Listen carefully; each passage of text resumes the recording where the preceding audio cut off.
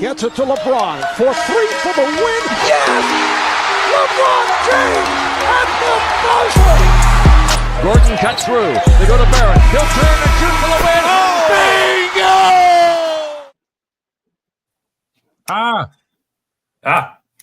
I have a problem. I'm old and I'm blind. And I don't have my glasses.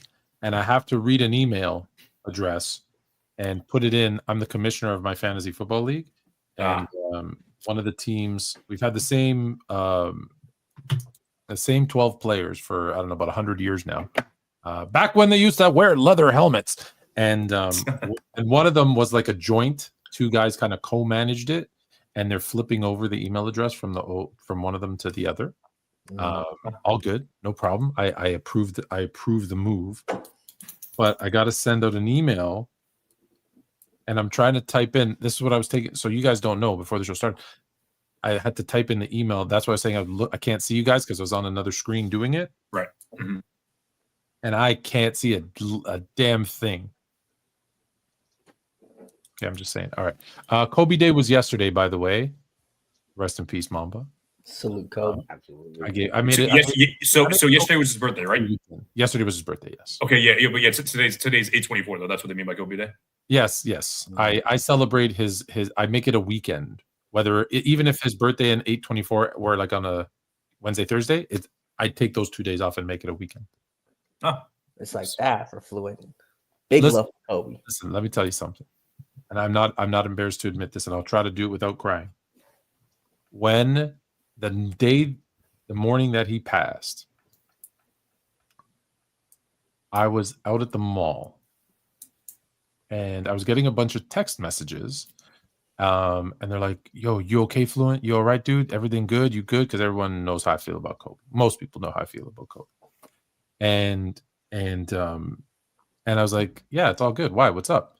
Like, and because I was out, so I hadn't heard the news. And at first, I thought it was about the Bears because people don't remember this because of what happened with Kobe and Gigi and everybody on the plane. That morning, a bunch of NFL teams had gotten hacked and they had sent out a bunch of fake stories on Twitter. And one of them was that the Chicago Bears, who have been my football team since, as long as I've been a Laker fan, since the early 80s. And they said that the Chicago Bears had been sold to a Saudi prince. And I was like, by that point, we had found out it was fake. And I'm like, no, it's fake, guys. The news is fake. And they're like, what are you talking about? No, the news is real. We're watching it on CNN right now. And I'm like, they're talking about, and I'm like an idiot in this group chat of all my NFL fantasy people. And I'm like, what are you talking about? I said, it's on CNN. No, it was a fake Twitter story about the Bears. And they're like, no, we're talking about Kobe. And so I pulled it up. And I was in line, and I remember this exactly. I was in line at Old Navy. A couple t-shirts for the kids. They're cheap there. Plain shirts, just get them for $2 over there. Why pay more? Anyway, and I'm in line, and you guys, we haven't met in person, but I'm 6'3", 200, at the time probably 270. I'm about 260 now. Thank you very much. But I'm 6'3", 270, and I'm standing. Dude, 270, 60. That's pretty. I'm standing in line at Old Navy, looking at my phone, and tears start to roll down my eye. And my wife was out somewhere, like walking with the kids, and so they come into line because now my wife's seeing this and realizing, oh, he didn't know because she was somewhere else. And she comes in and she looks at me as I'm like at the cash, and she goes, I'll take it from here. And I'm like, and I'm not afraid to admit that I cried. And two, I'll tell you, it's the first time I ever did over someone passing ever in my life. And that I was in some people would say in my 60s when he passed. I was gonna say, you didn't cry for like family members? No. You're just not a cry. Really? Wow. No, nothing. Yeah, I remember. I think it's because the way that it hit me was because it was a surprise. It was like if a family member, typically, You're right? prepared Like, for it. you're old, you're sick, or even if it's a car accident, it's kind of like, oh my God, did you hear about? You're almost set up like, oh my God, did you hear about Aunt Ruth? And you're like, no, what happened? She's like, she was in a car accident, and you're like, oh, she died, right? And just like, this was just kind of like, no, what are you talking about? No, it's a fake story. Nah, dude, it's real. And so I don't know. It was released by TMZ first, so it was. Oh, maybe yeah. So that was the other thing, but yeah, they definitely played into it. Yes, so I was a junior in college when it happened, and I was actually an RA for my dorm, for like the freshman dorm at the time, and it was the first day that like the freshman students were coming back from winter break, because it was like end of January, so that's when typically in Jersey when they come back from break. So so like I'm like lying down with my door open and like all like everyone's like excited to see each other back. They're like, yo, what's up? And like I'm literally dozing off, and then I just hear one of my residents from down the hallway. They're like, yo, Kobe just died. I'm like, what? And then I wake up, and like I say, I have like 100 messages from like 3 different group chats that I'm in, I get, like all these links and reports. I'm like, holy crap! I'm like, there's no way. And then finally Woj reported. I'm like, Jesus Christ! And then I like just like the next day, like they spent the entire first thing talking about it. Like they were like, oh yeah, Kobe's the third MVP ever to pass away, like behind Wilt and Moses. I'm like, that is wild to think about. You think about how long the league has been here for. Like, yeah, like Bill Russell, rest in peace since, but like the fact that he outlived Kobe was, I'm like, geez, like that's brutal. That's yeah. You know what? I didn't think of that. That's crazy too. Yeah. Mm-hmm. Yeah. That's tragic. Kobe was weird. You know, it was weird for me, where in sense of throughout his career, I was always rooting against him. Right? He dropped 8 against the Raptors. I'm a LeBron guy, so it's always like, you know, that debate was, you know, we're going at it with Kobe fans. But the funny thing is, I'm probably one of the few, maybe the only quote unquote basketball fan who followed Kobe more specifically after retirement than before. It's like, because one, because the field that I worked in, Brian Steeble, he joined like a private equity firm. He was teaming up. So I was kind of big news in that world. So really kind of following that. And I always kind of thought him doing, you know, the movie stuff, the Oscar was really cool. So kind of really followed that. And I was probably more interested in Kobe, what he was doing outside versus, you know, just the basketball stuff. Because basketball was basketball, but I just found it very interesting, right? And then when he passed away, it just kind of hits you. Like because sometimes, again, when people pass away, you don't realize, you know, how certain people could have impacted your life. And I guess with like people you don't know, you know, but somebody you've watched essentially your whole adult life, you know what I mean? That you've talked about with your friends, this and that. You're just like, oh, damn, he's gone. And that was one of like the first people, and we're talking about first person in my generation that passed away that was that big in the social media era. Right? When like social media was at its peak, it was really booming. Like, you know, Michael Jackson for my era was like right before, and he was like at the start of social media. He wasn't really full on there. But Kobe, it was kind of like the first time everyone could kind of quote unquote mourn together over a guy that the world knew. Right. So yeah, like I said, incredibly sad what he was doing. You know, I don't think he's one of the few athletes for how great he was basketball, you know, as a basketball player and what he did basketball. He was going to do more outside of basketball. I think what he could have done, again, winning maybe another Oscar, what he was doing with the firm, what he was going to do for the WNBA with his daughter. I just thought he had so much going on. Like, he's one of the few star athletes that could really outdo what he did as a star player, which is very rare and almost never happens. You know, and it's funny just because while Kobe was playing, basketball was literally the only thing that he was focusing on. Like, yeah, like when LeBron was playing, you know, he had sides up going, and even when Shaq was playing, like Kobe was live, laugh, die basketball. Like that was all he did. So like when he retired, you thought like, we're never gonna see Kobe again. All he does is is play basketball. But then he did all this other stuff after he retired. That, like, it really seemed like that he was only on his way up, and until then. He became so fascinating after basketball because one, he showed off his personality more. You're like, well, Kobe, because if you know when it was basketball, it was just strictly, I want to kill you basketball court, very stern. You saw it the last year, like the last like 6 months of the last season, you saw more of his personality, just joking around. So you just saw more, right? Same with like Tom Brady too. After retirement, you see there's certain athletes where I think after they retire, you really get to see, more of a sense of the type of person they are, right? And with Eli especially. Yeah, Eli Manning is a great example, but just to finish off the Kobe thing, because it's interesting that you said what you said, Jalen, because obviously I followed Kobe. He's my second favorite player all time. I'm a Laker fan. And afterwards, because he didn't have the best reputation as a human being.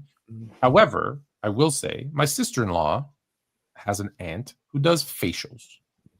she's an esthetician, I guess, in Los Angeles, and she did Kobe's facials. Hey, And she always said, he's so wonderful. He's such a nice man. And I'm like, what? And she's like, yeah. She goes, all he ever talks about is Vanessa and the kids. And I'm like, really? She goes, oh my God, if you ask him a question about one of his daughters, he'll never shut up.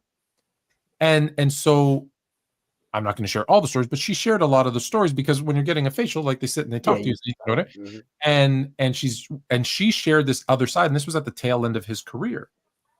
And so then it becomes, sorry, I'm trying to go through, and then you see all the stuff afterwards, right? Like he becomes like a coach of his daughter's team. You know, you hear the stories about when they're like, oh, Kobe, why you got to have a son to carry on your legacy. And Gigi's like, no, I got this. You know what I mean? Like, and he's telling these stories about, you know, how, you know, she's going to be a ball. And then into the movie stuff. And you saw this other side where there was really, like, people have forgotten, right? You know, Colorado and all the bad stuff, but it existed. And then, you know, you saw like the details that he did and really showed people how much he knew about basketball. And that's what I thought. And then I saw all the other stuff outside. I'm like, oh, this dude's like a super well-rounded guy. And so those were the things that I looked at. I was like, okay, because I'm gonna be a girl dad too here. Let me see. Hold on, how okay, it could be cool to be a girl dad, not just all right, okay. Girl dad's representing. Yes, absolutely. Kobe Bryant could give lessons. I mean, the guy was so super supportive. Yeah. I mean, rest in peace, Black Mamba. And just because, yeah, sorry. No, go ahead. Just Kobe. No, go.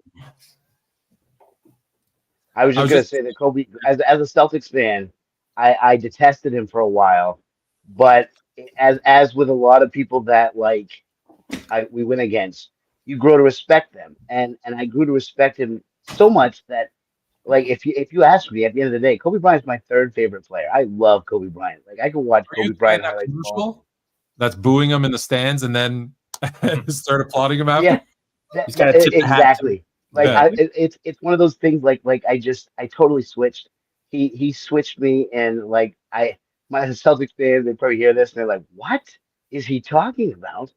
But Kobe was just that guy, man. He earned my respect in more ways than one, and I don't want to get emotional either, but like that was definitely one of those moments that, like, even to this day, if I watched that 60-point game against Utah, you know, just the way that he was adored, like, it's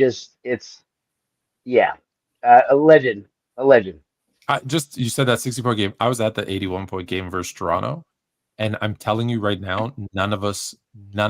This is why I call LeBron such a capper. None of us knew what was happening that night. And like halfway through the game, we didn't even realize what we were watching. It wasn't until late in the third quarter that we were like, hold on, we might need to actually start looking back at the court here. Something special's happening. Like, and we still didn't know. But anyways, I digress. This episode, by the way, is for the chat, by the chat. So I do want to say, first, I can't say this person's name, but we did get a what language. So I said, what language would you like? Sorry, the question was only English. And I said, what language would you like? Does other than, so I'll shout it out, other than konnichiwa, arigato, and sayonara. That's my 3 Japanese words that I know. Anybody know any others? You got me there. Those are the 3 that I know. To tell you, I watched some anime, but I turned on the subtitles, so I wasn't really listening to it. Kobe. And I think Kobe.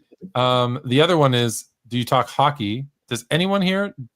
I know hockey, of course. I mean, you gotta know. I mean, I don't want to be rude or offensive, but I do go out of my way not to talk hockey.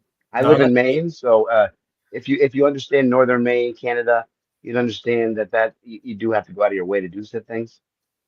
Yeah, look, I think hockey players may be the most underrated athletes. I think hockey is probably the most difficult sport, even next to golf, because you have to skate. You have to know how to skate, and you have to learn how to pass. Like, I don't think people realize how incredibly difficult it is to be a hockey player and the things that they have to do.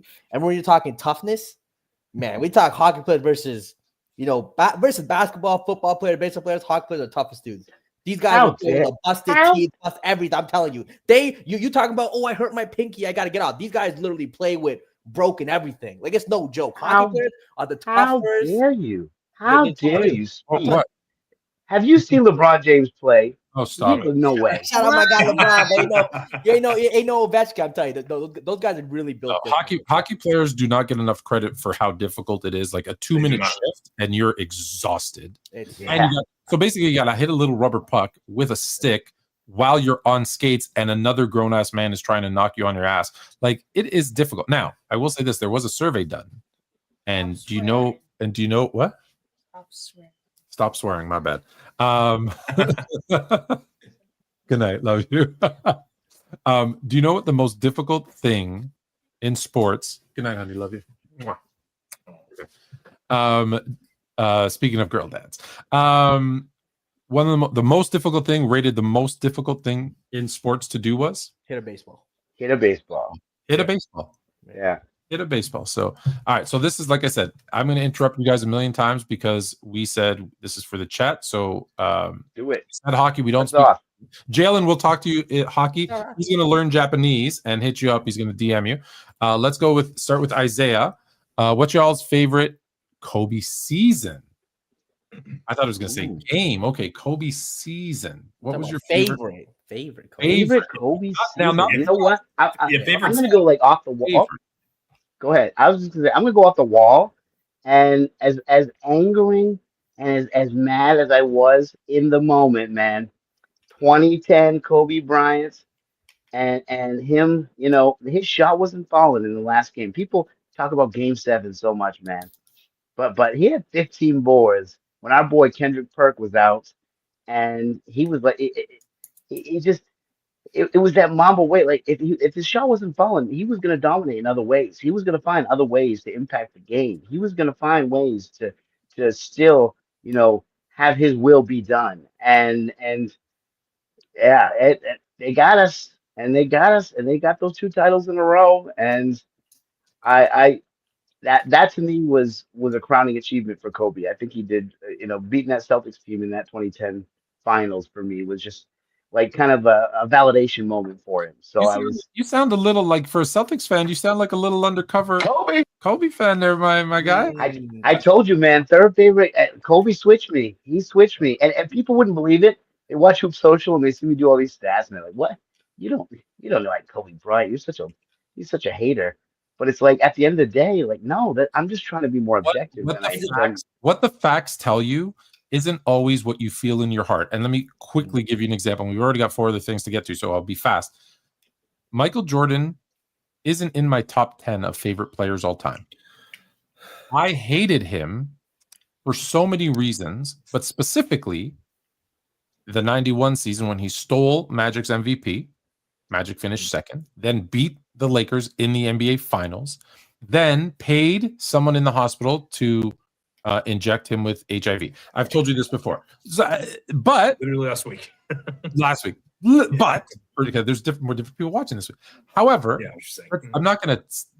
That's not going to detract from where I place him as far as a great player, just because I dislike him. So that being said, favorite Kobe season, Chris. I guess we'll go 2008. Obviously he won MVP that year. He had a really good supporting cast, but like it really felt like that was the first year that like he was the alpha on a great team, and obviously led them to the finals in a relatively tough path, because even though the Hornets were the second seed that year, like he still had to go against the Spurs, like they were defending champs and ended up beating them, and obviously the finals didn't go their way, but like then he came back better than ever and ended up repeating after that. So yeah, I would say 2008 was either his best season or like maybe consider it his best season, but like it was at the very least the beginning of a new phase of his career. Yeah. And let me just say, I noticed a lot of these are Kobe questions. This is full NBA, so you guys can pick the topic or debate or anything. Happens to be a little bit of Kobe. Jalen, your favorite Kobe season? My favorite Kobe season is the Swan Song. It's his last season because, again, I was in the trenches with the LeBron and Kobe debate. I was a hater. Like, I was really hating all the time. And the last season is probably the first time I really got to kind of take a step back, look back at everything he did. You remember games they were showcasing highlights that he had. the 40-point streak, I think it was in 06, those games.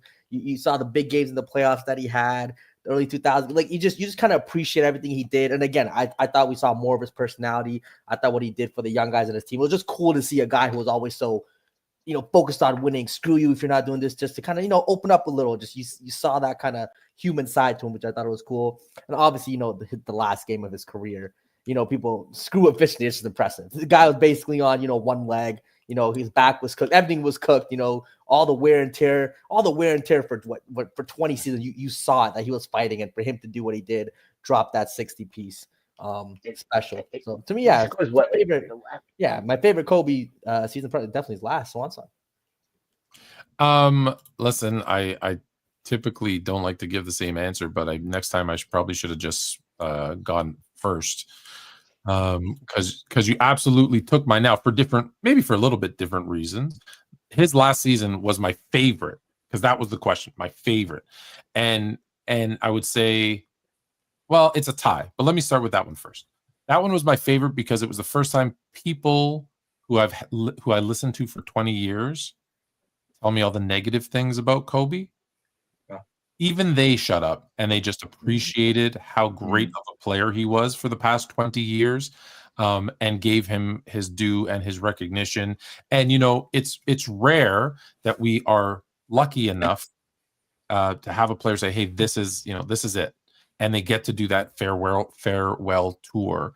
And even though he wasn't the same Kobe, obviously the way he ended was fantastic. But that, I think, for whatever reason, everybody else appreciating how great he was good for me, because I guess tied for favorite was his first, right? I was one of those dummies that was like, I don't care that he's coming off the bench. This dude deserves to be an all-star. Like, we got something special here in LA, right? Like Kobe, Shaq, like we Eddie Jones, like we're taking over. And so I liked seeing a young Kobe, Afro Kobe. Like, that was just as a Laker fan, when Jerry West gives someone their stamp of approval, you're like, okay, I'm gonna watch this dude. So I say those two for me. Everything in between was better for him, like if we were talking about best, but that was by far favorites. Yes, live game subs is insane. Could you imagine basketball? They're subbing off as the play's happening. It would be Transition game would be awful it would weird. be more effective low key. Like it would be chaos. it would be, but Because if you jump on, like, to try and defend where your guy's still in the court, you get called for too many men, right? True, So you yeah. have to get off before you jump on, which sets up situations where, It would have to be like a half court situation, like before you cross the half court. Because otherwise, okay, I get a fast break, the guy jumps off the bench to defend me while the other guy's still just that would be chaos. Can you imagine being allowed to fight? Like, you have hockey, you're literally allowed to drop the gloves and fight a guy for 5. Imagine Charles Oakley versus Dennis Rodman, or Karl Malone versus, I don't know who Karl Malone wanted to fight back in the day, would be his side, but Dennis Rodman. He throw the gloves anyway. That you're allowed to fight, and you just have to sit up for 5 minutes, and you're back in the game. Like, there's no suspension, nothing. It's allowed. Larry Bird versus Dr. J. Wait, that already happens. Hey, that would happen. Yeah. Charles Barkley versus Shaq, if they actually swung when they had their little competition. Robert Parrish basically knocked out Bill Laimbeer, so he was trying. Oh yeah, Bill Laimbeer was definitely swinging at a couple. Kareem Abdul-Jabbar ruined his career. There's also that part of it that you got to remember. Do you have a favorite Kobe? 2001 Kobe's my favorite. I'm sorry, I clicked on the wrong one. What is your favorite? But thank you, Woodage. What is your favorite Kobe sneaker? You guys, do you know them? Yeah, No, I don't. Dude, I don't want to be like rude. Yeah, but I was buying Jordans, man. And you don't know the NBA, Ori. Do you know what you know what the number one shoe worn in the NBA is? Kobe's? Kobe Pronto.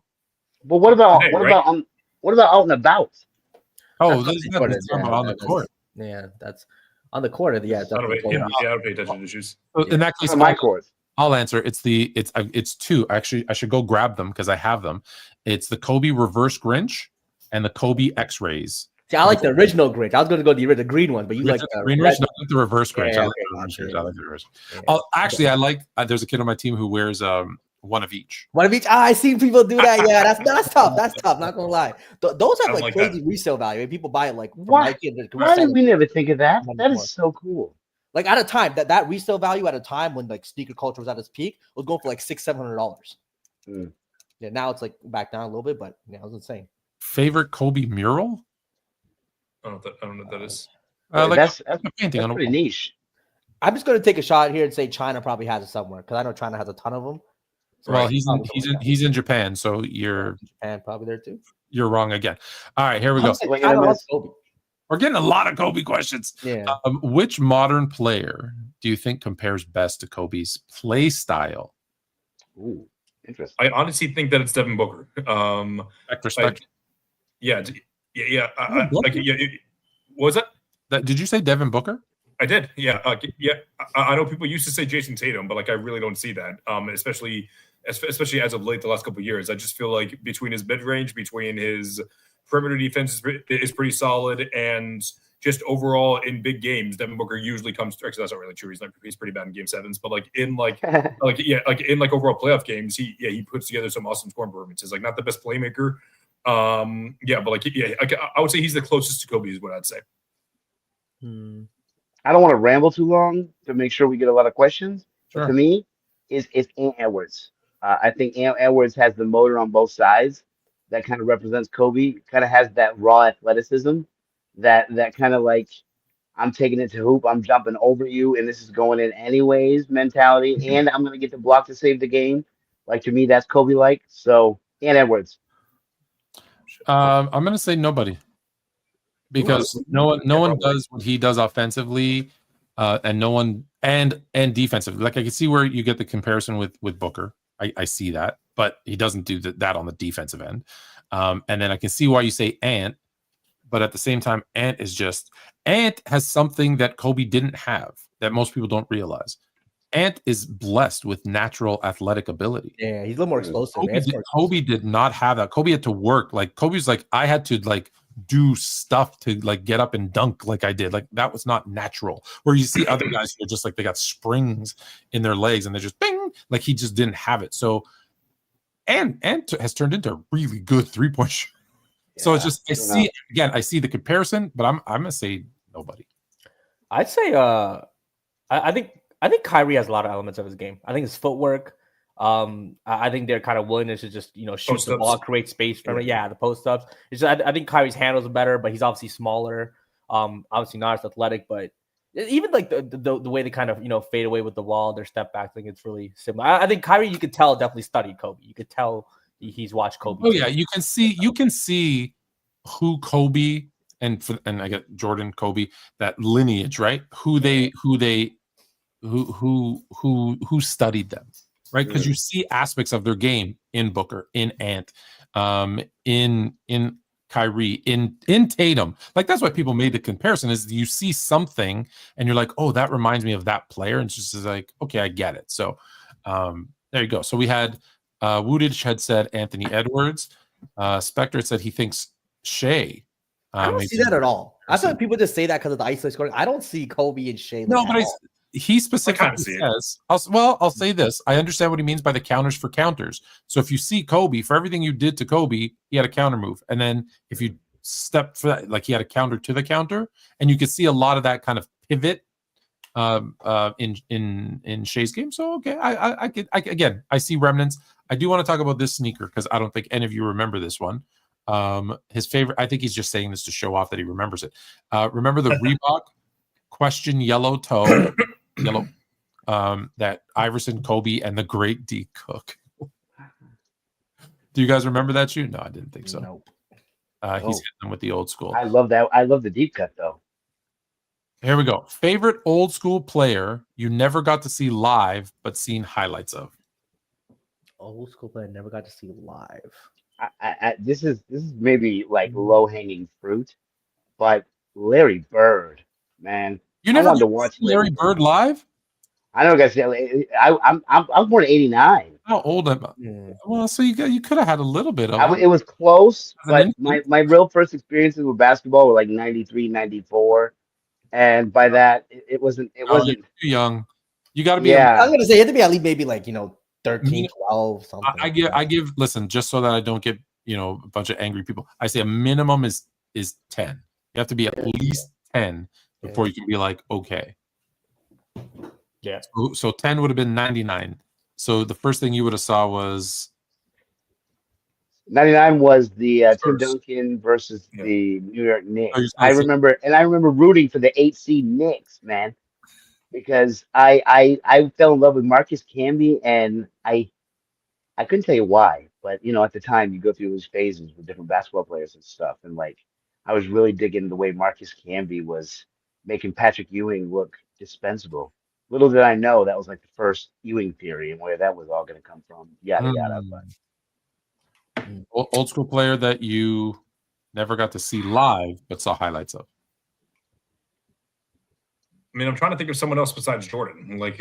Obviously, obviously, I personally have always said that if there's if you want to introduce the game of basketball to someone and and you have to pull up a highlight reel of someone, you always see Jordan, you always see Kyrie, you always see AI. Paul George is always on the list, but these are guys that I've already seen. So Jordan's up there. Is also up there for me actually as well as Reggie Miller. I know he was just his off ball movement, his shooting. Reggie was fun to watch. Yes, yeah. So he was fun to watch for sure. Right? Yeah. He's definitely on my very high on the list. There's two guys for me, and yes, there's some fandom, from the Lakers perspective, but I have so much respect and awe. Actually, I'm going to give three players because one's is a non-Laker that I saw highlights of that I really wish I could have seen like in real time. And so I'll give you the two Lakers first because they played together, which is Jerry West and Elgin Baylor. I would have died to see them just live and in person because when you see the numbers, when you see the highlights, Jerry West was like that generation's, without the 3-point line, mind you, Steph Curry. Right, a 6'3" guard who could just was he a point guard? Was he a shooting guard? I don't know because he led the team in field goal attempts, with the exception of a couple of years Elgin Baylor. Obviously, he was right there with Elgin Baylor in attempts. Right, was penetrating, getting to the basket, finishing at the rim as a 6'3" guard. Elgin Baylor still holds the record for most field goal attempts per game for a career. There wasn't a shot he didn't like, but dude was a bucket. He invented what the modern day jump shot was out. So that would have been cool to see how that came about. And look, I would have loved to see Mikan and Kuzi and all of those guys, Russell and let's be honest, the one game I wanted to be at. Oh, there was a third guy. Sorry, Oscar Rob. Big O would have been the other one that I wanted to see. Because I don't know if you know this. Just quick sidebar. You know how many seasons he averaged a triple double? 1 or 2. So everyone will tell you 1, and which is statistically correct. However, do you know that if you take the first 5 seasons of his career, the totals, and divide it, he averaged 30, 10, and 10? Yeah, he missed a couple by just point something. Yeah, because it was 0.98, and he wouldn't round up. Right? It was oh, that's 0.9. And I'm it was 0.98. Yes. Be 10. If you average 9.98 today, they round it up to 10. Because it's 1 decimal spot, and that is clearly. But then they were nope, 0.9. In today's era, that was playing in today's era, he would absolutely either get the credit or his teammates would make sure that he would get. They would have made sure he got that extra 1. Yeah, for sure. So, but for the first 5 years, if you take the total of those 5 years divided by games played, he actually averaged 30, 10, and 10, which is insane. So Oscar Robertson would love to watch him in person. Let's be honest. I wanted to. If I had a time machine. After I bought stock, in Apple, some crypto, some certain things, right? Won a couple of lotteries. After I did that, the first sporting thing I would do is go to Hershey, Pennsylvania in 1962. No. Every point.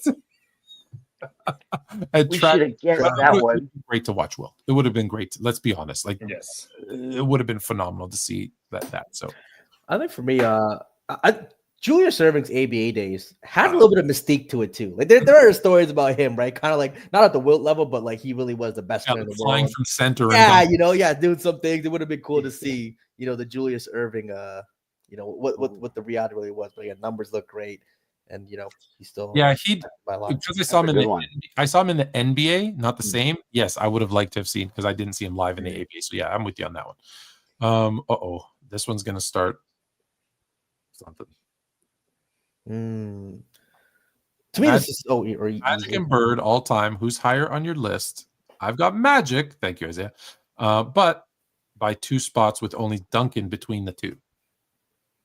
I think Bird is so clearly the better player at his peak. So I believe, just for the record, I believe he has Magic as the greatest of all time, Duncan at 2, and Bird. Whatever floats his boat. Bye by me. Still better than Karan Butler's list. I didn't see it, but I didn't see that list. Oh well, you better check out Hoop Social. And okay, yeah, we've already made fun of it. They both had essentially a decade worth in the NBA. It's like they both played similar amount of seasons, right? A decade. Yeah. And I just think Bird, like we talk about a lot of players like peak, peak LeBron, peak Jordan, peak Shaq. Peak Bird doesn't get mentioned enough. Like peak Bird was just doing everything, with defense. Everything we did. It's literally because he looks like a librarian. It's because people don't show him respect. I'm telling you, peak Larry Bird. There's not 10 players better than peak Larry Bird. You take a 3-season stretch, there might not be like 6 guys better. I agree. There's only 3 players I put that I 100%. Well, you know what? 4 players I put 100% above peak Larry Bird, right? And that's LeBron, Jordan, Shaq, and Kareem. After that, like Duncan, Kobe, peak, like those are all conversations to me. I don't know if I'm taking peak Kareem over peak Bird. If I'm being honest with you. Well, how long is the peak? We get 4 years. Are we talking 4 years? I do 3. I'm gonna do 3. I usually do 3 as well. Yeah. So 3 years. I think that Bird is the 4th greatest player of all time, behind LeBron, MJ, and Shaq. Not necessarily in that order. Just at the end of the day, with Bird, he entered the league, best shooter in the league. Top 2 passer in the league. I think he was the 2nd best passer of his time, and top five passer all time. The best rebound in the league for someone who's not a center. And I would say like A-, B+ defender in certain years. That is the most well-rounded player all time outside of LeBron. There's Bird had his shortcomings. He had his longevity issues. There's a couple, I would say, out of the guys in the top 5, top 10 area, his playoff woes are probably as bad as anyone's besides maybe, I don't even know who is. Yeah, I'm sure there's a couple of them. I'm sure there's a couple of playoff woes for a guy like guys. So I understand why you want to have him a little bit lower, but as far as goes for at their best, there were not many better than Bird. Mm-hmm. Well, the question is all time, and does anybody have Bird higher than Magic on their all-time list? I do, and that's it. I guess we're doing the whole all-time greater than. You guys have? I Bird at 5, Magic at 6. Okay.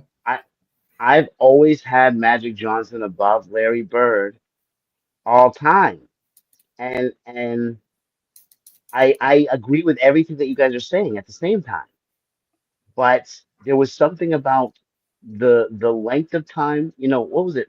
9 times that Magic Johnson's in the finals out of 12 years. I just it's funny, if I may. Everybody talks about how the Spurs are this dynasty because they won 50 games every season. I'm like, a regular season dynasty because they didn't make the finals for 7 years or 6 years, a stretch. Right. But nobody talks about the Lakers from 1980 until 1981, went to the finals 9 times in 12 years, never had less than a 50-win season. Magic, multiple-time MVP. And let's be honest, now in the 80s, just quickly, in the decade, do you know there was not one finals that didn't have Larry Bird or Magic Johnson in it? Yeah. Yep. And again, 5-6, I'm okay with. And they're always paired together too. I would notice every list, 90% of the lists, they're always 7-6, 7-8. Saved the league. The 2 of them saved the league. We would not have an NBA. We would not have an NBA if Red Auerbach didn't know the rules so well that he did. Mm-hmm. And got Bird with the 6th pick the year before he was coming out of school, and then and then a coin toss over the phone, by the way, and the Lakers win and draft Magic, and then everything had to go right. Like Bird came into the situation that was just perfect, right? DJ and McHale and Parrish and just the perfect situation. Magic comes into a team that's just begging for someone to lead it, because if you think about again that roster with Kareem and Nixon, like and then a coach who literally steps away. The coach literally, Jerry West steps away and says, "I want him to play power forward and get rebounds for Kareem," and the owner goes, "No, he's our point guard." And they go, "Then you need a new coach," and he said, "Okay." Like they both, it's literally out of a fictional story, the way that it just perfectly, right? Magic goes to the finals and win finals MVP because Kareem gets hurt in the last game, but Bird wins the rookie of the year. And now they're like, oh man, it was perfect. Yeah, 100%. So I think we all agree it's Magic. All right. It's 2-2. I'm the deciding vote. Let's see what else we got. Tatum. Do you guys see Tatum feels more like T-Mac comp than Kobe? Like comparable, I guess. I get it just strictly on the height thing.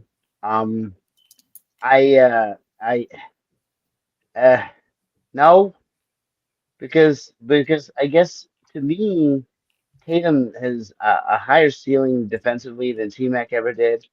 For just objectively what he's actually put on the table. I think T-Mac could be a good defender, had all the tools to be a good defender. Obviously, had flashes of being a good defender.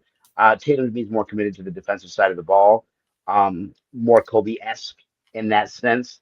And I think Tatum's just a far better shooter as well. Overall, far better is strong. I don't think it's better. I don't think it's far better. Hold on, but even like relative to era, like again, Kobe. I mean, okay. So the 32 points per game by T-Mac, 43%. Excellent game, excellent like season. I get it, and I know relative to era that was great. You know, he was probably that was his only season that he shot that well, and that was below league average still at that juncture, right? Was it? 43%. Yeah, that was the season though that he had a great season from 3. Sure, yes, and that holds, which I also believe was near 38. Yeah, somewhere around there, 36, 38. Yeah. Something like that. Which once again is we have to take into consideration. We're talking about Jason Tatum. I think he started off great when it came to the 3-point ball. We know that he came in rookie season like he was just shooting lights out of the ball. I think he was about 40% that first season. I mean, everybody's a decent 3-point. And then a couple seasons he's kind of dropped that, but his drop is T-Mac's peak in 3-point shooting. And I think because of all the other little factors that you take into consideration, like T-Mac doesn't have a high enough ceiling to be kind of in a Tatum comp. T-Mac's ceiling is way higher than Tatum's. T-Mac gets to the rim at a way better rate. He can finish at the rim better than Jason Tatum. Incorrect. And I think he handles double teams way better than Jason Tatum. Incorrect. T-Mac, to me, T-Mac. Wait, you're telling me Jason Tatum could finish out the rim better than T-Mac? T-Mac is dunking on everybody. He's not as explosive. Okay. LeBron is rookie year. I can't. Who would you have higher all time right now on your all time list, Jalen? I think T-Mac's a better player than Jason Tatum, but in terms of NBA career wise, I think greater versus better. Tatum's going to be greater. I think you can make the argument that 03 T-Mac is better than any version of Tatum. I disagree. I think the 24 Tatum is, and even 22 Tatum is probably better than T-Mac because of the overall. I think that both defense and playmaking is the difference maker there. And I just feel like Tatum plays better winning basketball at the end of the day. I know the T-Mac isn't always the best supporting cast, but Tatum's you put T-Mac with those Boston teams. No, a couple chips. They would be so much worse. That's nonsense. They would be so much worse. Yes, you get a couple chips. Absolutely. No, the playoff dropping or the playoff struggling. Everybody's saying T-Mac. Everybody's saying T-Mac. His teammates. Listen, he had a very healthy variety of assistants players alongside him throughout his entire career. He never managed to play more than 7 games in the playoffs ever. So there were some injuries there too, 100%. I think what people are confusing is I think T-Mac is a more athletic, a more talented player than Jason Tatum. but Jason Tatum has been the better player for his career because he does more consistently. Even though my biggest knock on Tatum is his inconsistency, he did it more consistently than T-Mac ever did over stretches of years. Right? Yes. Could you say T-Mac in this game, this week, this month, this season was better? Sure, you can make that argument. Yeah. But over the long of their careers, Tatum did more. I think it's pretty better for his. We're not gonna act like T-Mac had only one season though. I'm not saying. I'm not saying. No, absolutely not. Yeah, he's still like 8, like 8 all NBA type of caliber seasons. Well, so if I could give you the peak version of both guys, you're leaning T-Mac? Oh, 100%. To me, yeah, 100%. Peak T-Mac. No, I'm taking Tatum because he does more. Yeah, me too. Yeah, he does more on the court. Like if they were on the team together, Tatum would have maybe less points, but he have more assists, more rebounds, more steals, more like he would just do more on the court. If they were on the court together, T-Mac would be Jaylen Brown. Right, 100%. And that's why he left Toronto because he didn't want to be Vince Carter's Jaylen Brown or Pippen, as they were calling him at the time. Which he's an idiot for that too, by the way, because our friend Kobe said if T-Mac stayed in Toronto with Vince, it'd be Lakers and Raptors in the finals multiple times over that decade. It really would have. Like that era was wide open in the East. Wide open. Could have dominated. But anyways, would Reggie Miller's, you remember how he kind of come off a screen and turn and kick and shoot? Yes. Reggie kick foul. Would that be a foul in today's NBA every time? Yes. Yeah, I think 100%. Yeah. Yes. I think referees would talk to each other about it. They'd be warned about it, and Reggie would probably just eventually stop. That's real. I remember, and like I know that you say my most of the time the basketball knowledge comes late, but I remember the '98 Eastern Conference Finals against the Indiana Pacers, and I remember Reggie Miller very specifically being somebody that drove me absolutely nuts because it was kind of my first experience because I was just kind of a Jordan fan at that point. And so it was really my first experience with Reggie, was those '98 Eastern Conference Finals. And, he hits that big shot, game 6, we all know, yada, yada, those type of things. But, like, he was a nuisance. Like, Reggie was a pest. Like I know he wasn't a great defender or anything, but the dude was a pest and was annoying everybody and would just hit the biggest shots. Like, he's such a unique guy. I have a hard time putting Reggie Miller in, like, all-time categories and stuff because he was kind of a guy way ahead of his time. He's so hard to rank, but the thing is, you're right. If he was playing today, they would love him. They would love him. However, I will say throughout his playing days, everybody would tease that he's the second best Miller even in his family. Yeah. Right? Because you're talking about Cheryl, who scored like 105 points in high school and again, like Cheryl. Cheryl got the Will stories with proof. She got Will stories. No disrespect. It's not like they were wrong in saying that. Yeah, it's not rude at all. It's just like when you have someone like that, it's just like, you have to be humble. And I always I'm not a huge Shannon Sharp fan. However, the best thing he ever did for me to be like, I respect this dude, is his Hall of Fame speech saying, I can't believe I'm getting this gold jacket. I'm the second best football player in my family. Right. Yeah. Giving that love to Sterling. I think that was like, okay, see, that kind of, I respect that. All right. A couple of other players these guys want to see. Pistol Pete. Yeah. Pistol Pete would have been amazing. Yeah. Let me tell you a little story about Tiny Archibald. I was playing 2K with my son today, and I was the all-time, I'm going to draw a blank now because I'm on the spot and I have a horrible memory. Oh shoot! Who did he play? Kings? The All-Time Kings. Yes, thank you. And they sub in Tiny Archibald for Oscar, and I'm like, all right, how am I going to beat him, dude? He was so quick. I know it's 2K, but still, I was just getting to the rim, like whoop, kicking it out to C Webb for a little midi. It was beautiful. I was killing him. I won that game, by the way. Shout out. Wait a second. Pause before we answer this question. New question: who in the world plays 2K as the All-Time Kings? That's actually a fun team to play with. I mean, no, All-Time Kings. I mean, so we have these. The Kings don't even play with the All-Time Kings. I'm going to tell you. So we do this thing where so we do two different things. I'll tell you both. So one is we just randomly pick a city, and so we'll play 2K, Madden, MLB, and then we'll go out and play one-on-one. And you have to be like that team. So if I pick Cincinnati, I got to be like the Cincinnati Royals or the right, and then the Bengals, and then the Reds, right? So we play those, or in today's instance where we only had time for 2K, we just random, and so whoever you land on, that's who you are. But I will say the all-time kings, if you think about it, I'm starting Big O. I've got Chris Webber. No, yeah, I got Peja, Weber. Well, actually, I start Weber at the 5, right? You got Richmond at the 2. I got Richmond at the 2. Richmond, right. Oh, and Jerry Lucas at the 4, who's a knockdown 3-point shooter in 2K. So I basically have Oscar dishing it out to Mitch Richmond, who can hit a 3 or drive, Peja who can hit a 3, Lucas who can hit a 3, and C Webb who can do anything. Typically, it's mid range or like drop it in back to Lucas for a little give. Like I'm so versatile with the Kings. I actually like that. And then you have Tiny Archibald coming in off the bench. It's beautiful. Peja doesn't get enough credit for being like an all-time great shooter. I'm talking free throws, mid-range. Oh, yeah, he doesn't. Like he's like to me, he's like a top 10 shooter all-time period. And he can Peja? with that free throws, Yeah. mid-range threes, like pure shooting, he could be really high. At his height, too, he again built for today's NBA. He would be a superstar. Never got to experience. Oh, this is too bad. Ooh, never got to experience Prime KG. That's too bad. Go back and watch film. That was beautiful.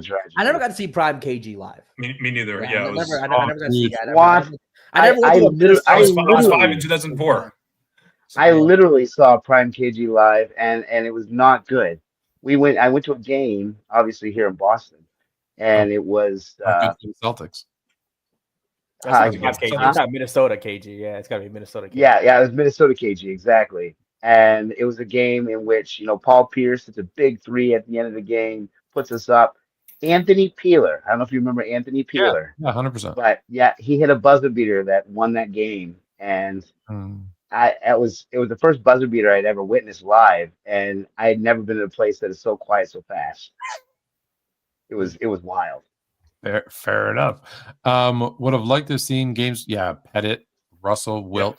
Listen, if Pettit played anything like he talks, right? Like I think we got to interview him. Like that dude's hilarious. Like if he was talking trash on the court like he does when he was on the phone, like dude, that would have been fun. Amazing.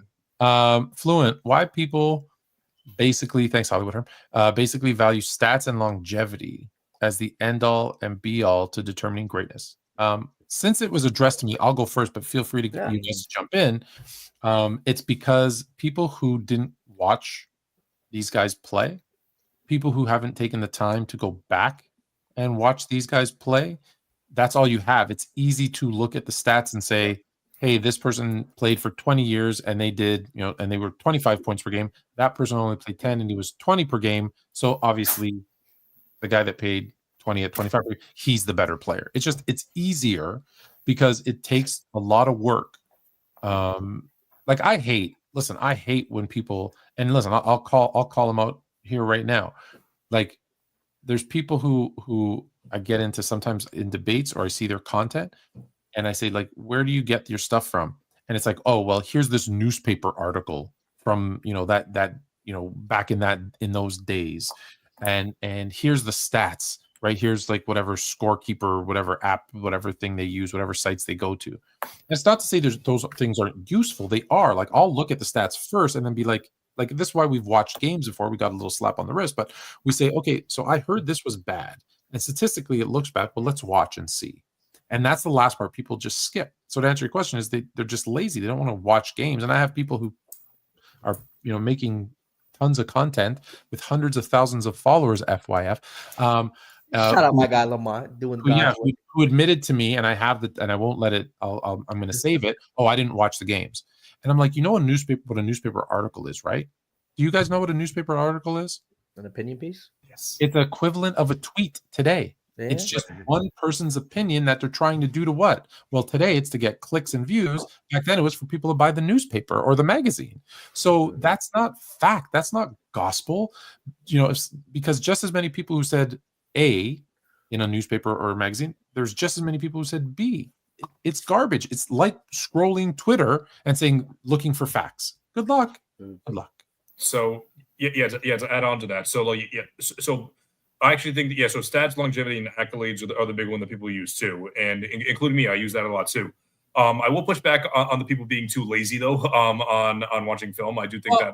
Okay, lazy, unavailable, time. Like there's a lot. Right? Yeah, like a lot of factors into it. Yeah, and some casuals just like don't really think it's that deep, so they just don't really dive that deep into it. But yeah, everything else nailed on the head. So like, but like, yeah, however, like once people like feed into a narrative, like I feel like oftentimes they just refuse to change their mind. So like the whole "we done with the '90s" thing, I feel like I actually feel like it exposed a lot of casuals. Like, wait, you mean to tell me you just look back and watch all the '90s games to tell me that? I thought you've been telling me for years. Like, what do you mean? Like what do you mean? I thought you've always been done with the '90s. Like, and now that it's cool to say it, you're going to say it even more now. Like, yeah. So like, it definitely exposed a lot of people there. Yeah, they never watched the game, and they're like, "Oh, I just watched my first game," and I'm like, "What? Yeah, what? Just watched First of all, no, you did not watch that. You saw one guy talk about it, so you're just agreeing with everything he said. And that's the other thing. They didn't watch the game; they watched the clip. And then the other part is, but this is the part that drives me nuts, though. Even with those guys, because you can listen, I can take a clip. You pick the year, you pick the player, the team, whatever, and I can show you clips where they look horrible. I can also show you clips where they look like they're the greatest ever. For any player, I'm telling you, I can put together a mixtape of Brian Scalabrine, and you'd think he was the GOAT post-up player ever. If aliens came down and all you gave them was J.R. Smith highlight reel, come on. You never know that. Yeah, exactly. But however, the thing that people miss, and maybe this is the lazy part, they look at that game and they go, "Oh, this was horrible," and I'm like, "Yeah." Do you know why it was horrible? Because that's the way they played. The coach made the most money, and he said, "I'm going to have a big, and this is what I want you to do. I'm going to have a power forward, and this is your only job. Don't do anything else, or you're benched." Right? This is and everybody had this, and there was one scorer on the court. It doesn't mean it was better or worse. It was just different because of the style of play was forced by the coach.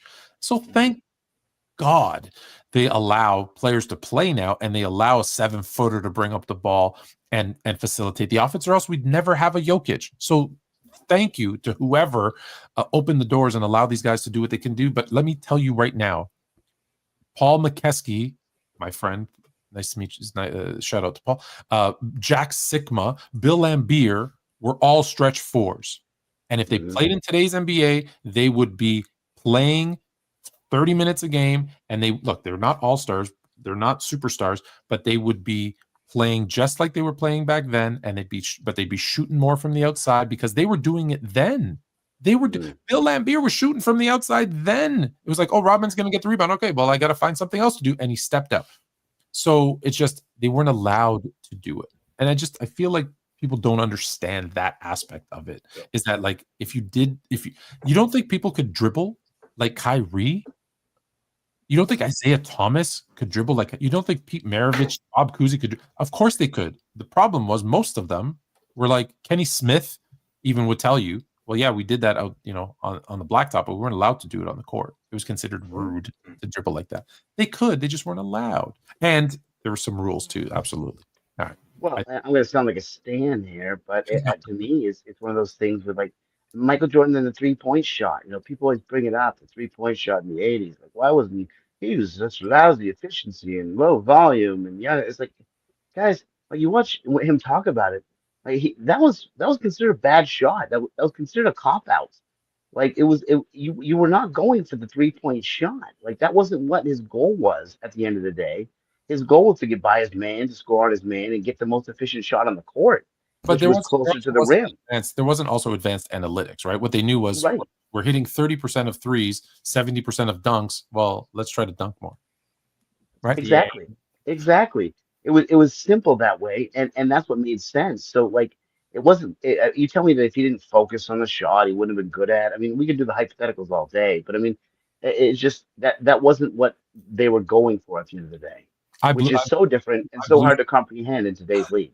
I blew someone's mind. I said, "Listen, they picked one season where he shot like 13%.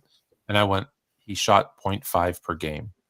If he shot 0%, right? It was 1 3-pointer every other game, which could have been end of quarter, end of half, like a heave, which they count now for a reason, right? Yeah. There's a section for heaves. I said, so even if you shot 0, did it change the outcome of anything? The answer is no. Yeah. Right? The What answer was is it? Right. 37 points. 37 points per game. 12 made 3-pointers.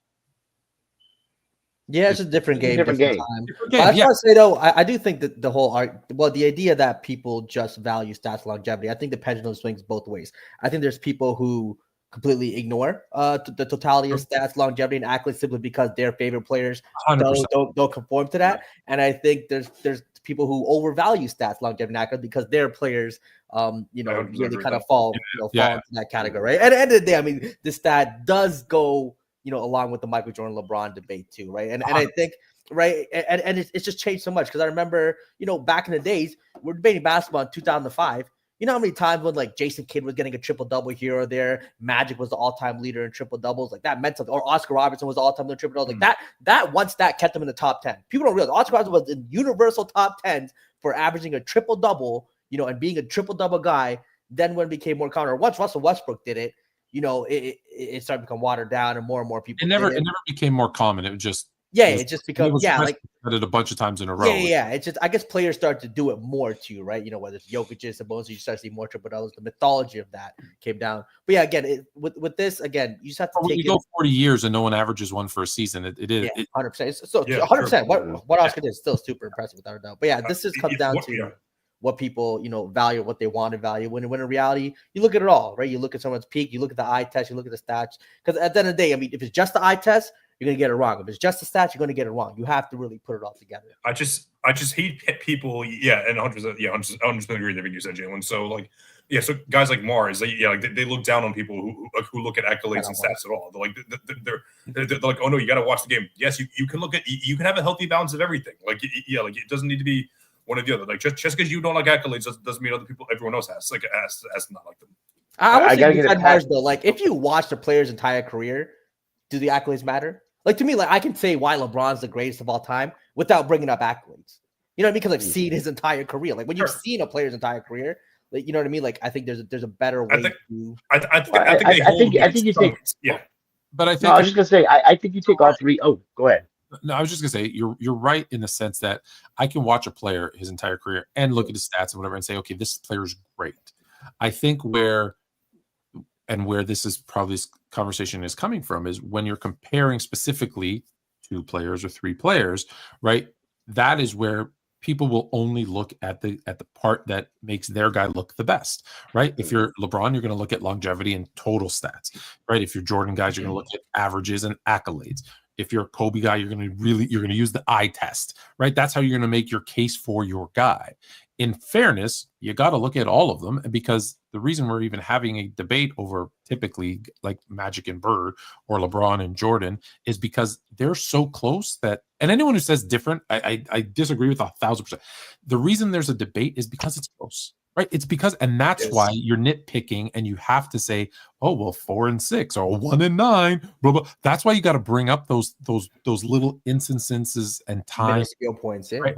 You have to, because they're so close that it's, I remember I did that algorithm. It was 187 points on the chart. Someone stole it, by the way, and posted it. Didn't give me credit. But anyways, Jordan and LeBron were literally the difference. Let's say it was 97. I'm just making up the number here because I don't remember. But let's say it was like 97.5462. The other one had like 97.5397. Like it was that close that it's just like, if I changed one little criteria, it flips. Like it's that close for me. And same thing with Magic and Bird. I'll tell you, I give Magic 1 extra point because he's a Laker. They're close. If Bird was on the Lakers and Magic was on the Celtics, it probably flips. I don't ever do that, Fluid. I don't know what you're talking about. I've never done that in my life. What? Team bias. Not here. I try not to. I do try not to. Walt Frazier was absolutely underrated. Yes. Absolutely. One of the best guard defenders of all time. Am I the only one that has him in the top 10 point guards of all time? I think I have like 11 or 12, maybe. It's very close. He'd be like 10. I feel like, if I remember. I don't see him in many of those Let me check real quick. So I have him at Number 10. Yeah, I got 10 on the dot. Yeah. All right. Yeah, it's just behind Bob Cousy, just ahead of Gary Payton. Then I will not mute your mic. All right. Oh, you can unmute. Bird really didn't have a weakness when it came to scoring. I mean, he wasn't blowing by his man, but he didn't need to, I guess. Well, but he was in a Luka sort of way. Like yeah, not, that's true. right. not because of speed and quickness, but because of footwork, right? Like Luka, like how does he get by anybody? Yeah, there's a lot to be the angles, right? The stop and go. Yeah. And not to like too much of the Bird thing, but like, how come so many people across NBA TikTok find it so hard to believe that Larry Bird would be anything in today's league when people like Luka and Jokic exist? Like, I feel like they prove that skill matters and skill is so important. Because the way he looks, like the way he looks. If people are judging because the way he looks, it's 100% it. That's what it is. It's that mullet, man. There was a guy. I remember. Quick story. I was at the University of Kentucky, and there was a guy that I would say, picture me with lighter hair, but like when I say lighter, I don't mean the gray. I mean like lighter, like brown, green eyes. We were both about the same height. Now I was your prototypical, catch and shoot, like just that's who I was. He looked like me, and so everyone just assumed he was going to be a catch and shoot guy. My guy had the quickest first step, I think. And listen, I've guarded Allen Iverson, and he might have had the quickest first step I've ever seen in my life. Okay. And then would dunk it on everyone.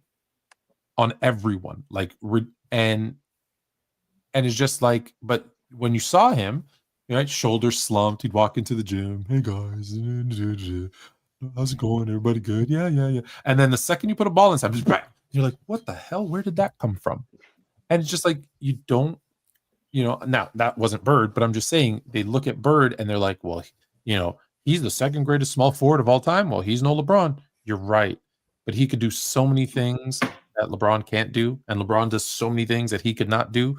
And they're both phenomenal in their own ways. You can't compare the two. It's not the same thing. I have an answer for this one, but I'm going to let you guys go first. Who's your all favorite failed duos, trios? Mine's AD and Boogie. Go, Chris, since you're ready. Yeah, I have the Nets. KD, Kyrie, and Harden. They were 13-3 when they played together, including the playoffs.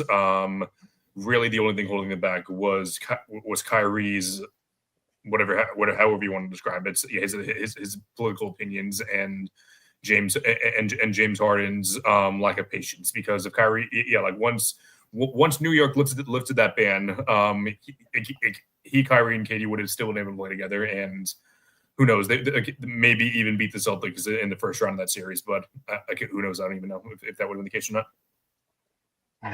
That is funny, because I also have the Brooklyn Nets for a completely different reason. My favorite failed duo / trio was when the Brooklyn Nets decided to acquire Kevin Garnett, Paul Pierce, and Jason Terry from the Celtics and put together that mess. And we got Jaylen Brown and Jason Tatum out of that overall. And, pretty good failed trio, I mean. Pretty good, yeah. Brooklyn's good at that. A fun duo I thought was Gilbert Arenas, Antoine Jameson. And was the third one there? And Caron Butler. I just thought they were Butler, yeah. I really liked Antoine Jameson, solid guy, underrated scorer. Gilbert, we talking peak Gilbert Arenas was special player. Talking about getting to the basket, scoring out real. And then with Caron Butler, that team, I feel like, I don't know, something was missing, probably a little bit of defense. None of those guys were really that, great defensively, but they were a fun little trio. Failed. So I get what failed means is, you brought in 2 or 3 players and you expected them to be great, and they didn't live up to expectations. I'm going to say the Heatles. No, just kidding. I actually agree with you. I think the Heat failed too. To me, I don't think so. I think 4 straight finals. Stop it. Yeah, but the only thing that failed was LeBron chickening out and opting out of his 6-year deal after 4 years. Yeah, because D-Wade's knees were cooked. That's what we don't realize. Really, the Heatles were a 2-year thing. They were a 2-year thing. Running away from one and lost one. Yeah, it's ducking the smoke. But anyways, 3-year thing. But Nah, the D-Wade's knees were cooked after the second year. No, but they won after the third year. Yeah, they won with third year again with the really diminished D-Wade. I don't think people realize that. this team is only failed because of injuries. Okay. So I'm going to tell you their record. So there's 3 guys that brought together on a team. They only got to play together because of injuries for 62 games. In the 60, you know where I'm going. In the 62 games that they played together, they had a 50-12 record. Cooking. LaMarcus Aldridge, Brandon Roy, Greg Oden. If those 3 could have stayed healthy, now Aldridge obviously was healthy, but if those 3 could have stayed healthy together, people forget Brandon Roy might have dropped the most boring 50 points on you, and you would have like fallen asleep and not realized that he did it on you. But man, those 3, what they could have been in Portland, that's true. Well, they failed because of injuries, but man, those 3 together were they just coming up same time as the Warriors? What year were they doing, or a little before? well. Aldridge was in that in the Chris Bosh. No, in the Andrea Bargnani first overall draft. That's right. Yeah.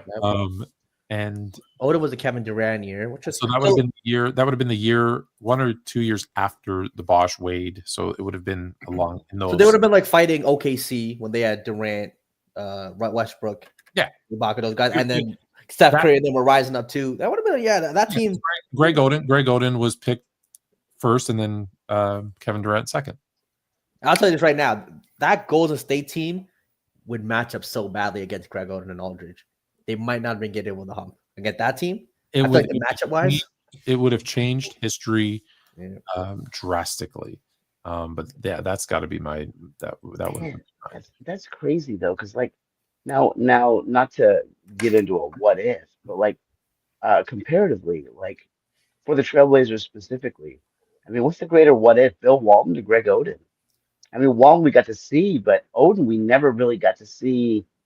He was always hurt. He came in hurt. I think drafting Oden when he was already 38 years old might have been an issue. That's because he looked a little older. He looked so old. He did. Even in Ohio State, he did. He looked, hey man, some people just look a little older. Oh my god! But still to this day, my favorite clip is he goes back to school after all the injuries, and this like 90-year-old lady walks up to him. She goes, "Excuse me, do you play basketball?" He's like, "No, not anymore." And I'm like, "Oh man." Oh, he's like 90. It's crazy. Okay, so just so you know, I'm going to read this, but I'm reading the next comment after it, so I know what he meant. Okay, he corrected himself. Tim Duncan overrated because to me he is not a top 10 all time. Ooh. Duncan is not an all 10 top time. Hollywood Herm. Anybody agree with Hollywood Herm? He's probably a nice dude, but you crazy. That's nothing else I gotta say to you, man. I mean, Tim that's how much I'm disrespecting that take. I usually have like an arguable range for players. This is what I'm you guys know. You could say he has you could say he has the most boring game. He's not the most exciting. Sure. You can say that. That I can get.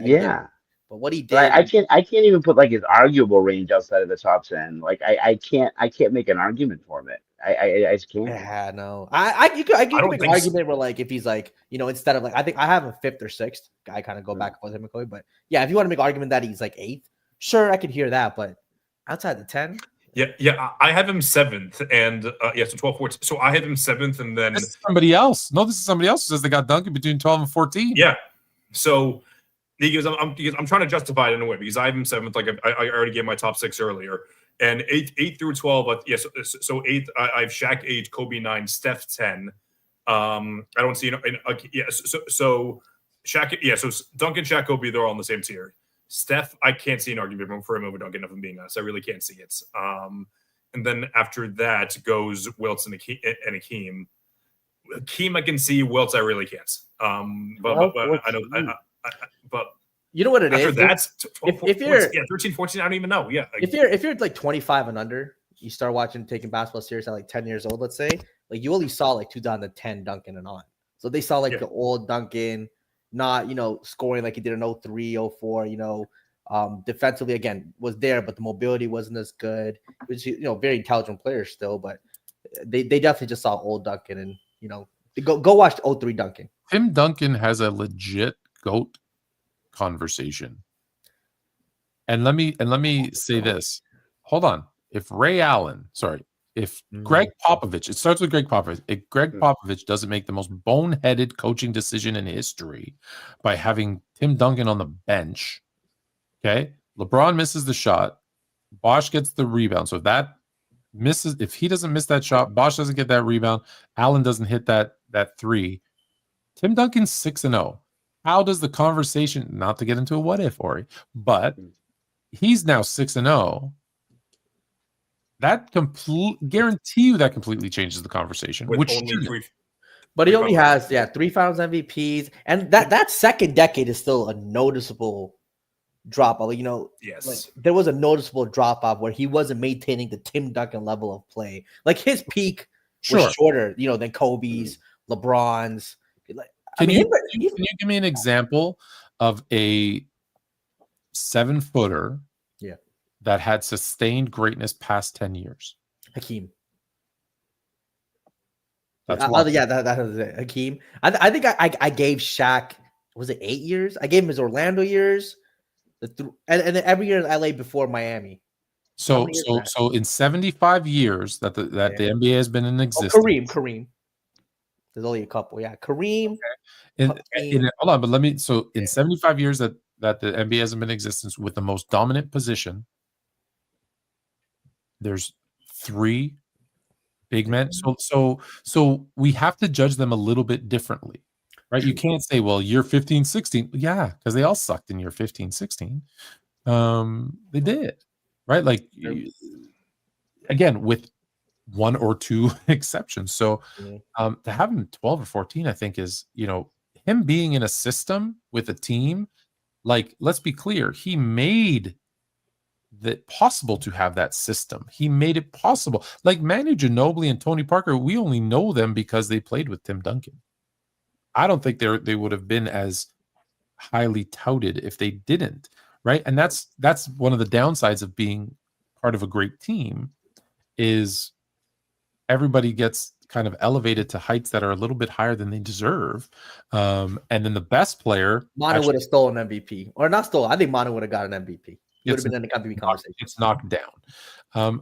Favorite, I want to do about an hour and 30. So we got about 15 minutes. Does that work with everybody? Yeah. Favorite NBA team all time? Well, I think it's easy. Celtics, Lakers. I think it's a specific team. Does it mean specific? Probably. Yeah, like I'm assuming. If he says all time, yeah. I was going to say Team LeBron and the Raptors, but it's what it is. It's what it is, being honest. It's the Raptors. Might be my favorite Raptors team is actually the 01 Raptors. I mean, to me, that Vince Carter. People forget, like, Vince Carter was my favorite basketball player for the longest time before LeBron. Still up there. That 01 Raptors team against my favorite playoff series to today is still that Raptors versus Sixers. Even though it ended, in a poor way, CAI. Even though we lost, it's just the way Allen Iverson and Vince were going at it. And to me, I was so, like, if you told me then Vince Carter was supposed to be, from that he was supposed to ascend to the GOAT, but that obviously didn't work out that way. But what he was showing there after that series, he went to his graduation, he missed the shot, and that changed. He went and got, he wanted to do it for his family. That changed, but that changed the trajectory of his career. I don't think because what happened was 100% it did. You're not old enough to understand what happened. So not saying that he was wrong, that he was wrong, but because he went to his graduation and then missed the shot, the reasoning behind it became, well, he doesn't take basketball that serious. He went and did this instead of focusing on the game, even though it wasn't connected. That's why he missed the shot. And that's when all the turbulence started. That's really the narrative. It was a narrative. That's what broke up that happy family. And again, I'm not saying it's true, but it doesn't have to be true, right? For it to Toronto's ownership management then wasn't at the best. 100%. Right? We were changing owners every year, coach every year, 100%. I hear what you're saying. That's a great team. I just say if it's specific, I would say for me it's 79-80 Lakers. Not just because we won the chip and Magic but it's what made me fall in love with basketball. So there you go. Very, very easy to slam dunk 2024 Celtics. And similar to you, it's not just because they're the best team like they're easily the best team that I grew up with for a team that I was a fan of. But also, you guys are going to disagree with a lot of what I'm going to say. But like I feel like not even disagree, but like I just grew up for like the past since Jason Tatum was drafted for the best 7 years. I spent my entire sports fandom just debating my friends, debating people online about why Jason Tatum and Jaylen Brown could easily win a championship together as the first and second option. And just couldn't. Was it? People told you they couldn't? Yes, absolutely. Insane. With that roster, that's insane. No. Like, what do you mean? Okay, the ESPN pundits have been looking to break up Jason Tatum and Jaylen Brown for their entire career. That team was stacked, though. Like that team was so stacked. I don't get it. I have fought so hard for them to like. I was like, trade everybody else. Never break up Tatum. And again, This isn't about. I guess it's not about you if you said that. But like, but like, just like even like and people talk about how stacked the team was, but like how is it like literally like the entire regular season? Oh, these guys are frauds and everything like that. And then by the time and like they may have been favored to win the finals. When they got to the finals, most media pundits were saying the Mavs are going to win, and like some people had like Nick Wright had the Mavs winning in 5. So it was just like a breath of fresh air. The fact that they were finally shutting everyone up. That's why they're easily my favorite team. I'm pretty sure Vegas had Boston winning easily with like minus. No, Vegas did, but like the media and the fans is what I'm talking about. Yeah. So obviously, my favorite is the Celtics team, clearly, but the 2002 Celtics are my favorite Celtics team. Which I understand people are gonna be like, "What?" But I'm a huge Paul Pierce truther, haha, and started following him from '98 on. Like, I actually was so excited when he fell to us at 10. I was like, this guy's going to be the best player. People don't know it. Like, he was one of the first guys that I was like, really like, this is the guy I'm investing in. Like, he's going to be the future of this squad. And he showed so many moments and so many flashes where you're like, this guy is the truth. Like, in that 2002 team, where we trade away Joe Johnson to get Tony Delk and Rodney Rogers for a playoff run, which obviously in hindsight is ridiculous. But that at the time, Delk and Rogers were more proven players. Don't you say Johnson was anything negative about my guy Tony Delk? Yeah, fair enough. Was that I love me some Delk. Delk could score in bunches. And Rogers was ahead of his time with a 3-point shot as well. But that team with Antoine Walker, the Walker wiggle, man, and that speech he gave to Paul Pierce to get him all hyped for that comeback against the New Jersey Nets in the Eastern Conference Finals, man. We were 26 points down, came all the way back. Pierce had like 20 points in the fourth quarter. Like it was one of those first like magical moments that really, really hit because I was just entering like the peak of my fandom, the prime of my fandom coming up. So yeah, 0-2 Celtics all the way. Nice. Delk? Yeah, Tony Delk's my guy. Like I love it. Tony Delk was the equivalent of RA for those that went to university. When he was my RA for when I was at the University of Kentucky. Nice. So me and Tone go way back. In fact, on that Kentucky team was Tony Delk and Roderick Rhodes. So it's actually interesting because that's how me and Chill ended up like kind of being like, oh shit, we're kind of why we're like so simpatico. So I'm like, anytime I go anywhere and Tony Delk is there, we always like, Chill. He's like super cool, whatever. And that's him and my son. Cause I said, it was actually, let me go back a step. So we're at Detroit at a Pistons game and we have obviously pretty good seats as you saw. And so he looks over cause he's walking by cause I believe he's doing scouting for the Spurs right now. I believe. I always forget the team, but he's doing scouting. Anyways, so he walks by. He's like, Tony. I'm like, Tony. Say what's up, right? And I go, hey, this is my son. And my son goes, my dad tells me that you used to call him Hollywood back at the University of Kentucky. And he goes, yeah, your dad was always worried about looking good more than playing good. But I can't stay fresh for the ladies. If you look good, he goes, if you look good, you play good. If you play good, no, hold on. If you look good, you feel good. If you feel good, you play good. If you play good, you get paid good. And so my son repeated that to him. It's a Deion Sanders line, but he says it to Tony. And so we're taking some pictures or whatever. And then the guy next to me goes, you know Tony Delk? And Tony's like, yeah, we played together. And the guy's like, can I have your autograph? Which I thought was kind of funny. But that being said, So Tony played with Roderick Rhodes on that. So who did Roderick Rhodes play high school ball with? Jermaine, Chilltown. Hey, So everyone's it's just- connected. Wow. The world is small. The world is small. That's Um, neat. we no Wilt or Big O. I guess they don't know the NBA began in 48. Well, I guess you don't know it didn't begin in 48. It began in 49-50. That being said, I absolutely said Wilt and Big O. So you might have commented before I said that 49-50 was the first season of the NBA. And as they say in the biz, Now you're more fluent. honestly, I like a Paul Pierce comparison to Jason Tatum. Jumbo wing creators that can score at all three levels. Is Tatum a better defender? I'll leave that to the Celtic guys. Yes. Yeah. I don't hate it. Very much more versatile at the very least. But And honestly, I did a comparison to like their first, some odd games, and they're almost exactly like 24.3 on the dot when it comes to scoring average. Wow. So it's interesting. But then now if you look at the eras, so Paul Pierce is ahead.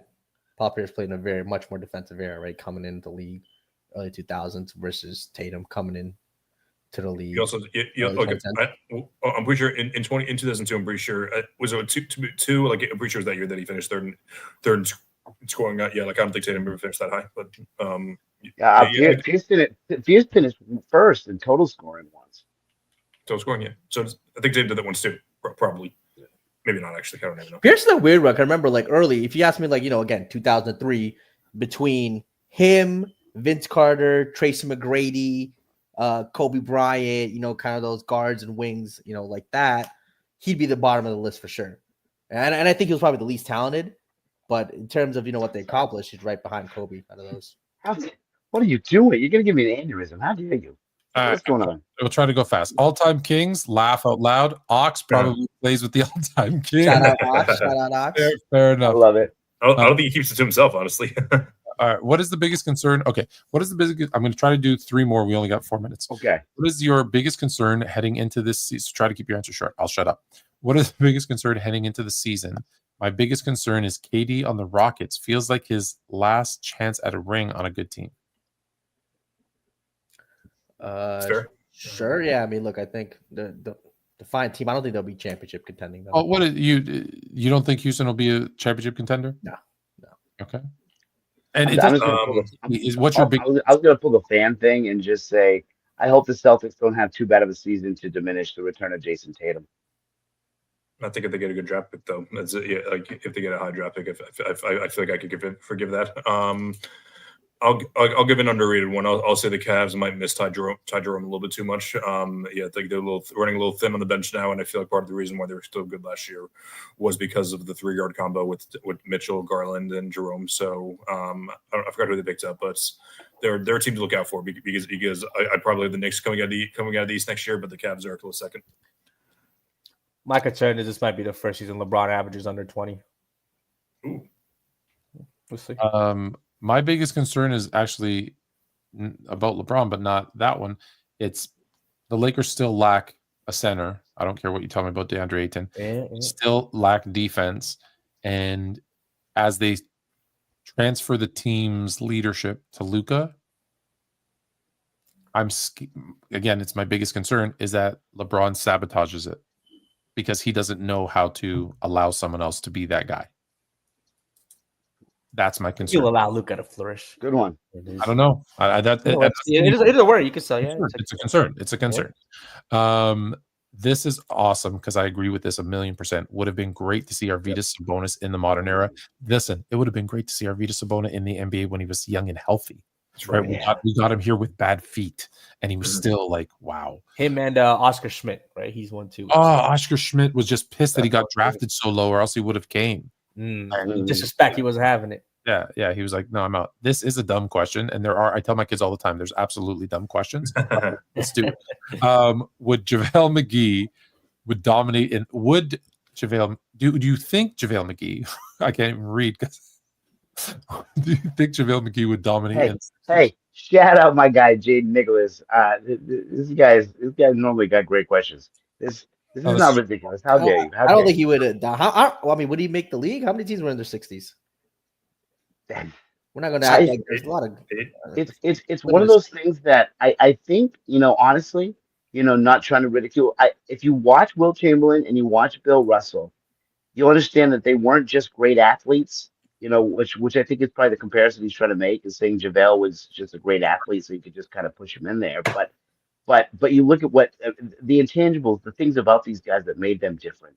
I would just suggest watching more Wilt Chamberlain footage if you can find it. I mean, it's the way he moved, the way he played, the skill is underrated when compared to just the athletic figures. These guys were supremely skilled. I think that he's looking at like Bill Russell, who wasn't necessarily who was not. I mean, you say not necessarily, who was not an offensive threat, right? Who looked a little awkward on offense. On defense was spectacular.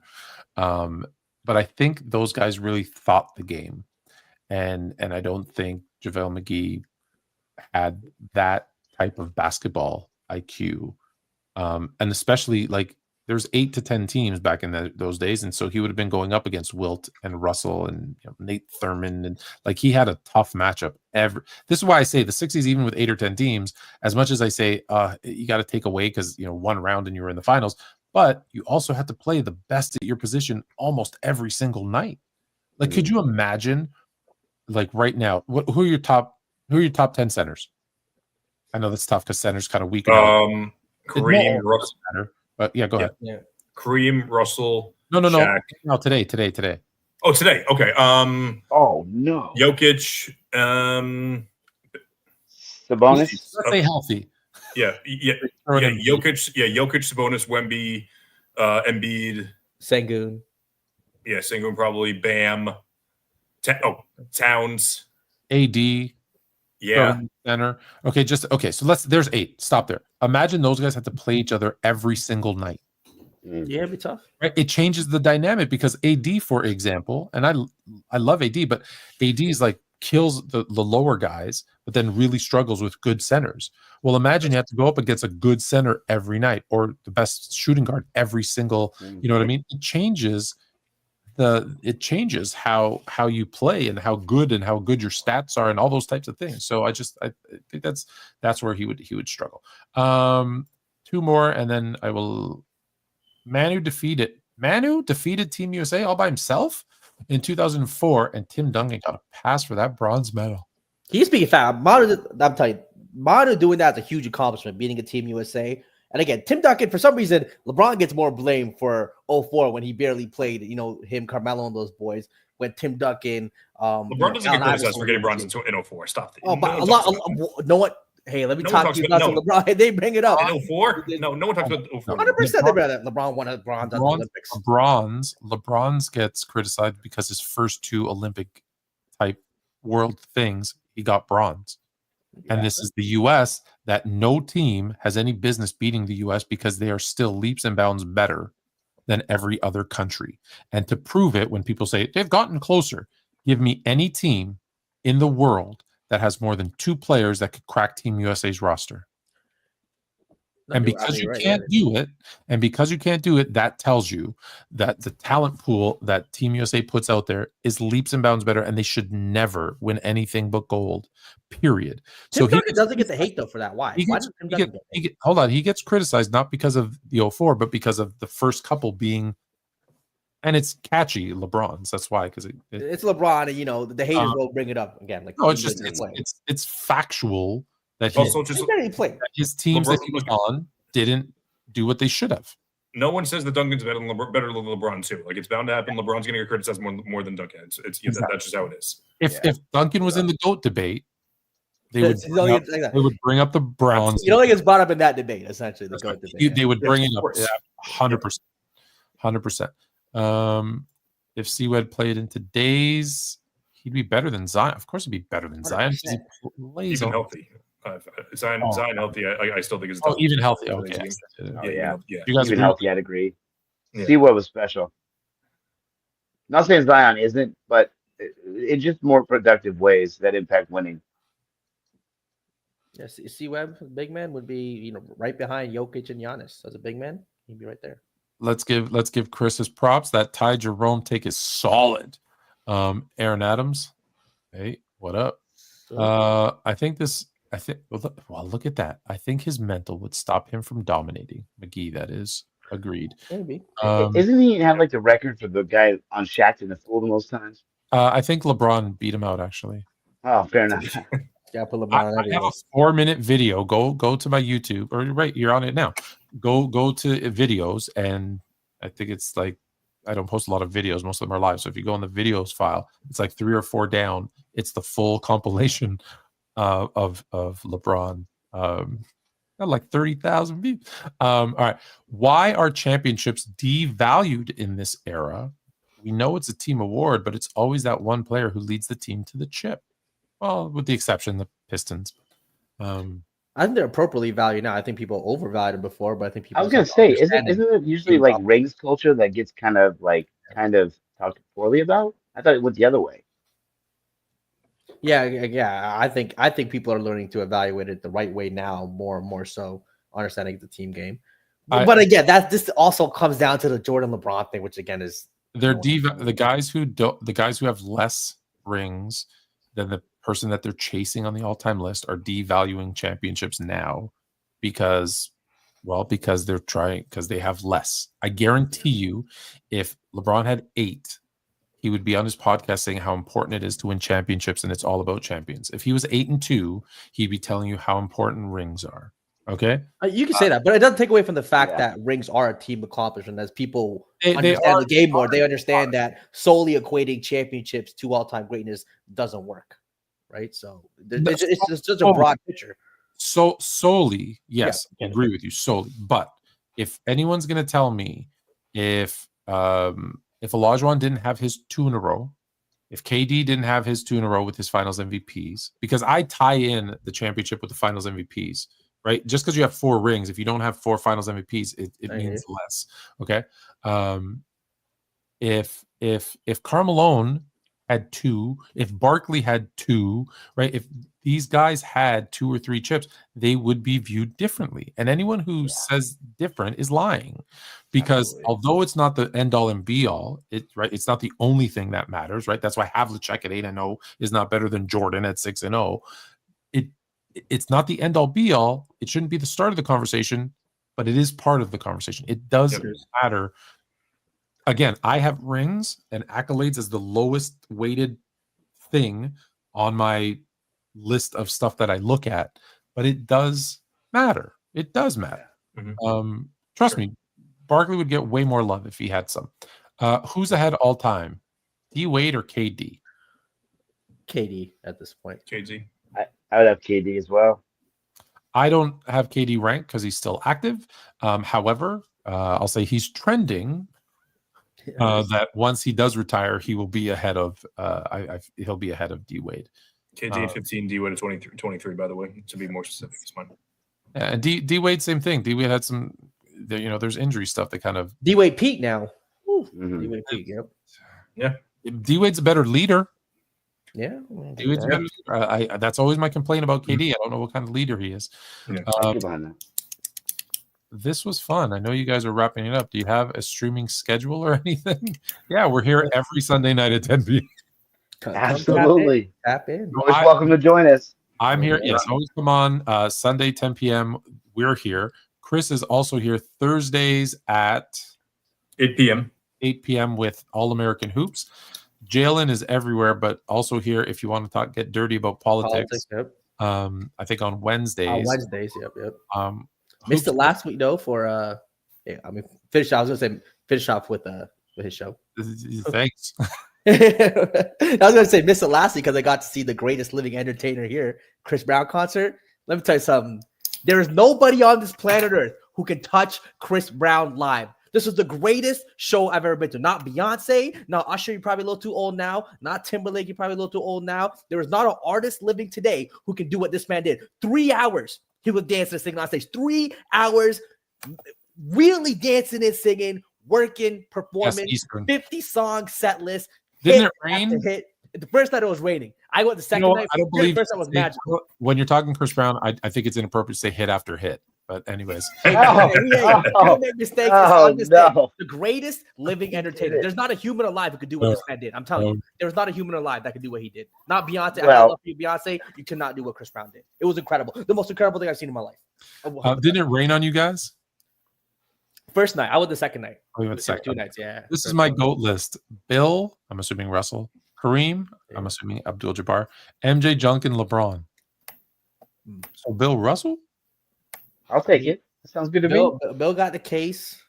Kareem has, that Does he basketball have the case. case? If you take away the rings, does he have the case? I mean, like I said, but if you really value rings, if that's end all be all, and I mean, if that's your logic, you're consistent with it.